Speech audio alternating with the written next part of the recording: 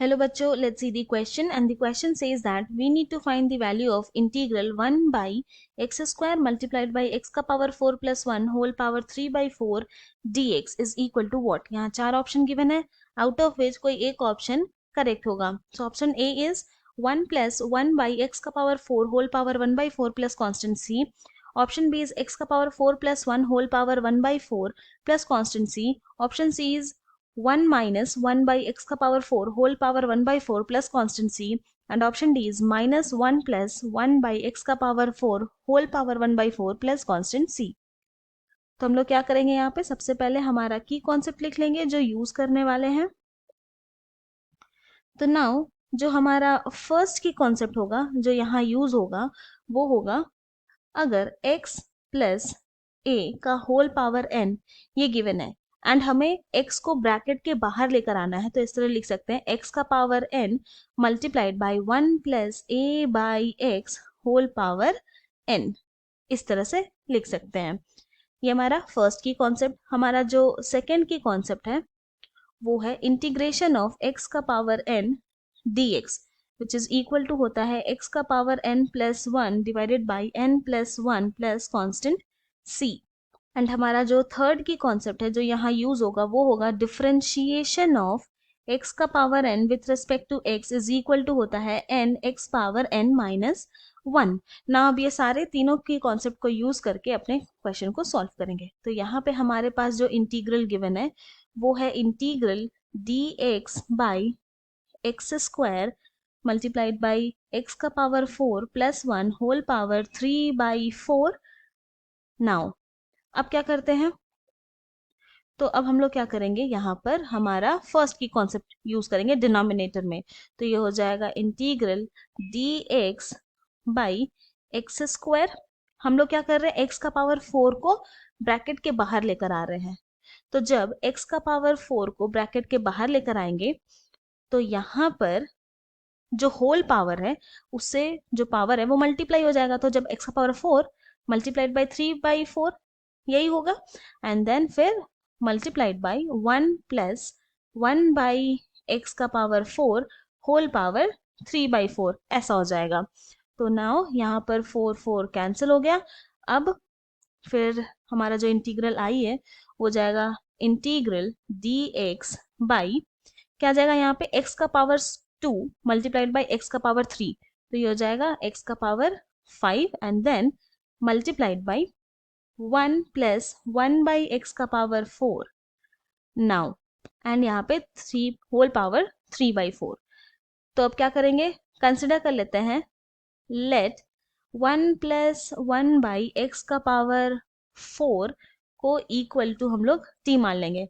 Now both the side differentiate करेंगे, तो d by D X of 1 plus 1 by X का power 4 is equal to D T by D X. यहाँ पे क्या कर रहे हैं, बोथ द साइड x के रिस्पेक्ट में डिफ्रेंशिएट कर रहे हैं, तो 1 का डिफ्रेंशिएशन तो 0 होता है। नाउ ये जो डिनोमिनेटर में x का पावर 4 है न्यूमरेटर में जाएगा, तो क्या हो जाएगा d by D X of x का power -4 and this is equal to D T by D X. Now अब हम लोग यूज करेंगे यहाँ पे हमारा थर्ड की कॉन्सेप्ट, तो डिफ्रेंशिएट करेंगे x का पावर -4 को, तो ये हो जाएगा -4 x का पावर -4 -1 -5 हो गया, and then this is equal to D T by D X. ना अब इसको और थोड़ा सा सिंप्लीफाई करके लिखे तो इस तरह से लिख सकते हैं, -4 डिवाइडेड बाई एक्स का power 5 is equal to D T by D X. Now this simplifies dx by x का power 5 is equal to minus D T by 4। तो हमारा जो इंटीग्रल आई है वो अब क्या हो जाएगा, पहले तो था वो इंटीग्रल dx बाई x का power 5 multiplied by 1 plus 1 by X का पावर 4 होल पावर 3 बाई 4।